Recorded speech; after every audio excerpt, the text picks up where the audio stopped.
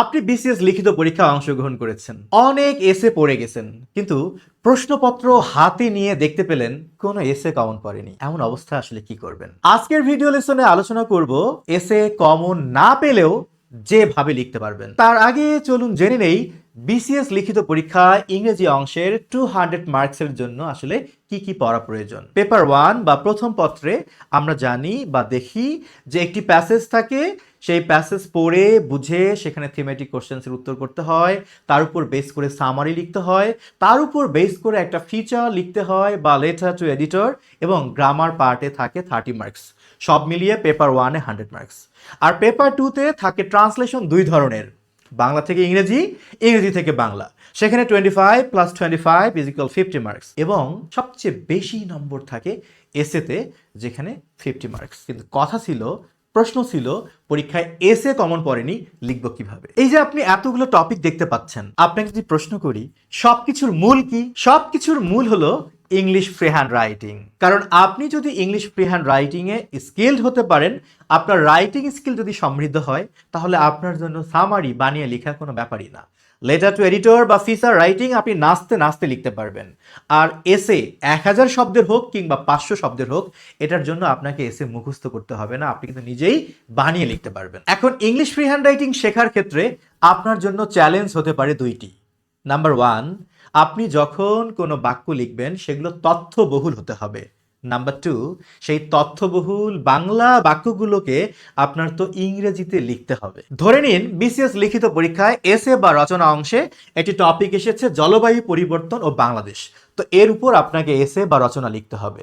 তো আপনি কিভাবে লিখবেন? যারা গতানুগতিক পদ্ধতিতে এসে লিখবে, তাদের লেখার মান হতে পারে এরকম। তারা হয়তো ইন্ট্রোডাকশন বা ভূমিকায় লিখবেন, জলবায়ু পরিবর্তন একটি বৈশ্বিক সমস্যা, বাংলাদেশের জন্য এটি আরো বড় সমস্যা, যেহেতু এটা বড় সমস্যা সুতরাং আমি মনে করি আসলে এটা বড় সমস্যা। কিন্তু যারা মনে করে তথ্যবহুল লেখা বা ইনফরমেটিভ রাইটিং এর ভালো ভ্যালু বা গুরুত্ব পাওয়া যায়, তাদের সেন্টেন্স কিন্তু হবে এরকম। তারা ইন্ট্রোডাকশন বা সূচনাতেই হয়তো এরকম একটা বাক্য দিয়ে শুরু করবে: অসংখ্য যানবাহন ও শিল্প কারখানার দ্বারা কার্বন নিঃসরণের জন্য বৈশ্বিক উষ্ণতার দ্বারা সংঘটিত জলবায়ু পরিবর্তন বাংলাদেশের মতো স্বল্পোন্নত দেশগুলোর অর্থনীতিকে মারাত্মকভাবে প্রভাবিত করছে। কত সুন্দর একটা বাক্য, তাই না? কিন্তু এখানে আরেকটা চ্যালেঞ্জ আছে। আপনি হয়তো এবার বলবেন যে ঠিক আছে ভাই, বাংলায় না হয় এভাবে লিখলাম, বাট ইংলিশে আমি এত বড় বাক্য লিখবো কিভাবে? অর্থাৎ বড় বড় বাক্য ইংরেজিতে অনুবাদ করব কিভাবে? আচ্ছা ভাই, আপনি ছোটবেলায় একটা স্ট্রাকচার শিখেছেন না, যে ইংরেজি বাক্য লিখতে গেলে প্রথমে সাবজেক্ট নিতে হয়, তারপর ভার্ব, তারপর অবজেক্ট? বিশ্বাস করেন, এই স্ট্রাকচার দিয়েই আপনি এই ধরনের সেন্টেন্সগুলো অনায়াসে লিখতে পারবেন। ধরে নেই আপনি এই বাক্যটিকে বাংলা থেকে ইংরেজিতে অনুবাদ করতে চান, কোনো সমস্যা নেই। বাংলা একটা কথা আছে না, কান টানলে মাথা আসে? আমিও সবসময় বলি, একটা বাক্যের ভার্বকে ধরে টান দিলে সাবজেক্ট এবং অবজেক্ট আসে। আপনি সবার আগে একটা সেন্টেন্সের ভার্ব খুঁজে বের করবেন। এই যে বিশাল বড় বাক্য, এই বাক্যের মূল ক্রিয়া বা প্রিন্সিপাল ভার্ব হচ্ছে প্রভাবিত করছে। এখন যদি আমি এই ভার্বটাকে ছোট্ট করে প্রশ্ন করি যে কাকে প্রভাবিত করছে, উত্তর কি আসবে? উত্তর হলো যে বাংলাদেশের মতো স্বল্প উন্নত দেশগুলোর অর্থনীতিকে প্রভাবিত করছে। এই যে একটা ভার্বকে কাকে দিয়ে প্রশ্ন করলে উত্তর হিসেবে যা পাওয়া যায় সেটি সাধারণত বাক্যের অবজেক্ট। তার মানে এই পুরো অংশটাই হলো বাক্যের অবজেক্ট। এবার যদি আমি ভার্বকে প্রশ্ন করি যে এই যে অর্থনীতিকে প্রভাবিত করছে, কে এই প্রভাবিত করার কাজটা করতেছে, কে প্রভাবিত করতেছে, উত্তর কি হবে? প্রথমে উত্তর আসবে জলবায়ু পরিবর্তন প্রভাবিত করতেছে। তার মানে জলবায়ু পরিবর্তনটাই হলো আসল সাবজেক্ট। কিন্তু আমি যদি জানতে চাই ভাই কোন জলবায়ু পরিবর্তন, একটু বুঝিয়ে বলেন না। জলবায়ু পরিবর্তন তো প্রভাবিত করছে জানলাম, বাট কোন জলবায়ু পরিবর্তন? আপনি কি বলবেন? আপনি বলবেন ঠিক আছে বলতেছি, শুনুন তবে। অসংখ্য যানবাহন ও শিল্প কারখানার দ্বারা কার্বন নিঃসরণের জন্য বৈশ্বিক উষ্ণতার দ্বারা সংঘটিত হয় যে জলবায়ু পরিবর্তন, সেই জলবায়ু পরিবর্তনই এই কাজটা করতেছে। তার মানে আসল সাবজেক্ট হচ্ছে জলবায়ু পরিবর্তন। আর এই মূল সাবজেক্টকে ব্যাখ্যা করার জন্য বা সম্প্রসারিত করার জন্য যা যা তথ্য ব্যবহার করা হবে, এই পুরো অংশটাই হবে বাক্যের কি? সাবজেক্ট। তাহলে লক্ষ্য করেন, এই বাক্যের মোটামুটি আমরা তিনটা পার্ট পেলাম: সাবজেক্ট, ভার্ব এবং অবজেক্ট। এখন সমস্যা হলো সাবজেক্টের সাইজটা অনেক বড়, অবজেক্টটাও দৈর্ঘ্যে অনেক বড়। কিভাবে ইংলিশে লিখবো? একটা স্লোগান মনে রাখবেন, যা কিছু দৈর্ঘ্যে বড় পেছন থেকে অনুবাদ করো। কি বলেছি? যা কিছু দৈর্ঘ্যে বড় পেছন থেকে অনুবাদ করো। মানে এরকম যখন কয়েকটা শব্দ মিলে একটা সাবজেক্ট গঠিত হবে, কয়েকটা শব্দ মিলে একটা অবজেক্ট গঠিত হবে, এই সাবজেক্ট বা এই অবজেক্ট বা এই ফ্রেজগুলোকে আপনি পেছন থেকে অনুবাদ করবেন। তাহলে যদি আমি প্রথমে সাবজেক্ট নিতে চাই, আমার পেছনের শব্দটি হলো জলবায়ু পরিবর্তন। আর আপনারা সবাই জানেন জলবায়ু পরিবর্তনের ইংলিশ হচ্ছে ক্লাইমেট চেঞ্জ। ধৈর্য নিয়ে একটু দেখেন, মজা পাবেন। আমি জলবায়ু পরিবর্তনের জন্য ক্লাইমেট চেঞ্জ লিখলাম। এবার জলবায়ু পরিবর্তনের আগের শব্দটি হলো সংঘটিত। সংঘটিতর জন্য আমি লিখলাম কজড। এবার তার আগে আছে কি দ্বারা, দ্বারার জন্য আমি কি লিখলাম বাই। মানে আপনাকে পেছন থেকে আসতে হবে, এর জন্য অনেক মেধাবী হওয়ার দরকার নেই, তবে ধৈর্যশীল হতে হবে। জলবায়ু পরিবর্তনের জন্য ক্লাইমেট চেঞ্জ, সংঘটিতর জন্য কজ, দ্বারার জন্য বাই। এবার বৈশ্বিক উষ্ণতার জন্য আমি লিখে দিলাম গ্লোবাল ওয়ার্মিং বা বৈশ্বিক উষ্ণতা। এবার বৈশ্বিক উষ্ণতার আগের শব্দটা কি? জন্য। পেছন থেকে আসবেন কিন্তু। জন্যর ইংলিশ লিখে দিলাম ফর। জন্যর আগের শব্দটা কি? কার্বন নিঃসরণ। সো আমি কার্বন নিঃসরণের ইংলিশ লিখে দিলাম কার্বন এমিশন। এমিট হলো ভার্ব আর এমিশন হচ্ছে নাউন, কার্বন এমিশন। এবার কার্বনের আগের শব্দটা কি? দ্বারা। দ্বারার ইংলিশ কি? বাই। এবার দ্বারার আগের শব্দটা কি? মানে কার দ্বারা কার্বন নিঃসরণ করা হয়। এখানে দুইটা শ্রেণীর দ্বারা কার্বন নিঃসরণ করা হয়, একটা হলো অসংখ্য যানবাহন আর একটা হলো শিল্প কারখানা। যে কোনো ফ্রেজকে পেছন থেকেই লিখবেন, তবে যদি আপনি সিকোয়েন্স মেনটেন করতে পারেন তাহলে খুব ভালো হয়। অর্থাৎ যেহেতু আগে যানবাহনের কথা বলেছে, আগে যানবাহন নিব, মানে অসংখ্য যানবাহন। অসংখ্যর জন্য মেনি না লিখে যদি আপনি নিউমেরাস লিখতে পারেন ভালো হয়। নিউমেরাস ভেহিকলস বা অসংখ্য যানবাহন। আর ওয়ের জন্য আমি দিলাম অ্যান্ড, এবং শিল্প কারখানার জন্য আমি ছোট্ট করে এক কথায় দিয়ে দিলাম আমার কি? ইন্ডাস্ট্রিজ। তাহলে দেখেন এই যে বিশাল দৈর্ঘ্যের সাবজেক্ট, এরকম সাবজেক্ট যদি 1 কিলোমিটার লম্বা হয় সমস্যার কিছু নেই, আপনি কিন্তু পেছন থেকে একটার পর একটা অনুবাদ করে দিবেন। তো আমার সাবজেক্টটা অনুবাদ হয়ে গেল। এবার আমার কি দরকার? ভার্ব দরকার। এখন এখানে ভার্ব কোনটা? ভার্ব হলো প্রভাবিত করছে। দেখেন বোঝাই যাচ্ছে প্রভাবিত করছে মানে প্রভাবিত করতেছে, অর্থাৎ এটা প্রেজেন্ট কন্টিনিউয়াস টেন্স। আর প্রেজেন্ট কন্টিনিউয়াস টেন্সের জন্য সাবজেক্টের পরে কি হয়? অ্যামিজার, তারপর মূল ভার্বের সাথে কি হয়? আইএনজি। সো আমি এখানে লিখে দিলাম ইজ। এখন আপনার প্রশ্ন হলো, যেহেতু এখানে ইন্ডাস্ট্রিজ, তাহলে আর হবে না কেন? শোনেন, একটা সাবজেক্ট যত বড়ই হোক না কেন, আপনাকে হেড ওয়ার্ড বা প্রথম নাউনটা অনুযায়ী ভার্বকে সিলেকশন করতে হবে। মানে প্রথম নাউন যদি সিঙ্গুলার হয়, ভার্ব হবে সিঙ্গুলার, কারণ ওইটাই আসল সাবজেক্ট।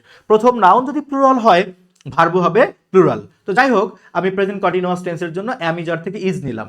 এবার প্রভাবিত করার ইংলিশ অনেক কিছু হতে পারে, তো আমি লিখলাম অ্যাফেক্ট। তাহলে অ্যাফেক্টের সাথে আমি আইএনজি করে কি করলাম? অ্যাফেক্টিং। সুতরাং আমার ইজ অ্যাফেক্টিং মানে ভার্ব হয়ে গেল। তো এবার আমার কি দরকার? অবজেক্ট দরকার। অবজেক্ট জন্য কোনটা? বাংলাদেশের মতো স্বল্পোন্নত দেশগুলোর অর্থনীতিকে। অবজেক্টটাও দৈর্ঘ্যে বড়। স্লোগান তো একটা জানাই আছে, যা কিছু দৈর্ঘ্যে বড় পেছন থেকে অনুবাদ করো। তাহলে আপনি পেছন থেকে আসেন, পেছনের শব্দটা কি? অর্থনীতি। তাহলে অর্থনীতির ইংলিশ কি? ইকোনমি। যেহেতু অনেক দেশের অর্থনীতির কথা বলছে, তাই আপনি চাইলে ইকোনমি এর প্লুরাল ফর্ম করতে পারেন। তাহলে আমি লিখতে পারি ইকোনমিস। কি লিখতে পারি? ইকোনমিস। আচ্ছা, ইকোনমিক্স না, ইকোনমিক্স হলো পাঠ্য বিষয়।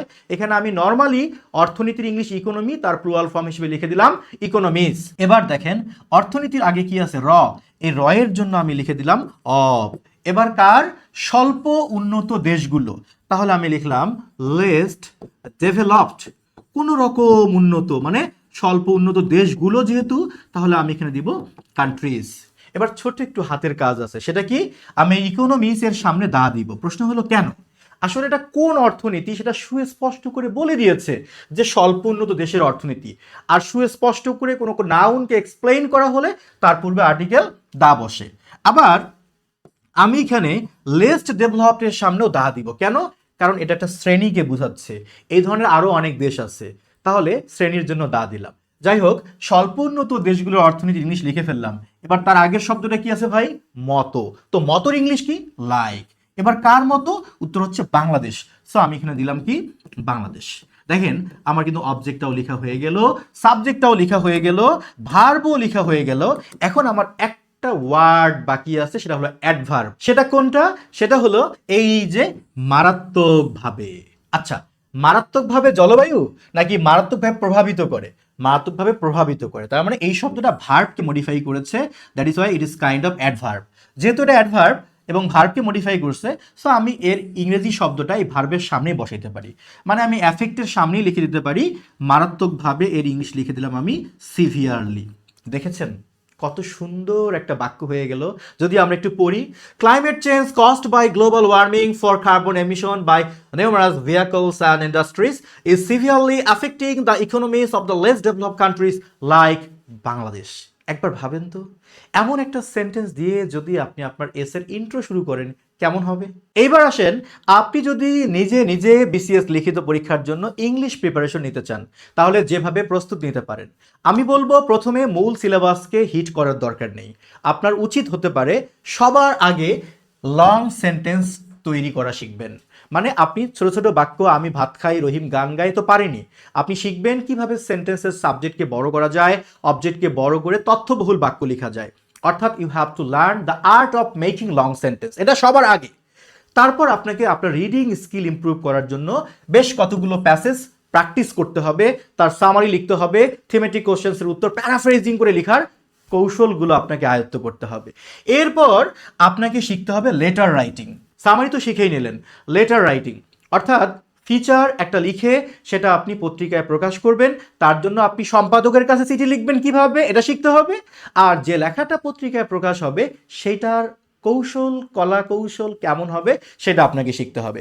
এরপর আপনাকে শিখতে হবে গ্রামার পার্টটা। গ্রামার পার্টে 30 মার্কস।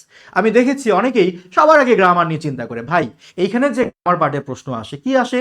জয়েনিং সেন্টেন্স, পাংচুয়েশন মার্কের ব্যবহার, ওয়ার্ড ফরমেশন, মেকিং সেন্টেন্স। ভাই এটা 4-5 দিন চেষ্টা করলে আপনি পারবেন, আপনি এগুলোর উপর বেশি ফোকাস দেন। এরপরে আপনি যাবেন translation, Bengali to English, English to Bengali. এই দুটো যখন শেষ হয়ে যাবে আপনি আগে এসেতে যাবেন না, আপনি আবারও প্র্যাকটিস করবেন ফ্রি রাইটিং বা ফ্রি হ্যান্ড রাইটিং, মানে সৃজনশীল লেখা, আপনি যা ইচ্ছা তাই লেখার চেষ্টা করবেন, শিখবেন। তারপর ফাইনালি আপনি প্রিপারেশন নেবেন এসের জন্য। আপনি গুরুত্বপূর্ণ কিছু এসে টপিক জাস্ট প্রিপারেশন নেওয়ার জন্য পড়বেন, তবে আপনার টার্গেট থাকবে পরীক্ষায় এসে কমন পড়ুক বা না পড়ুক, যাই আসুক আপনি যেন বানিয়ে লিখতে পারেন।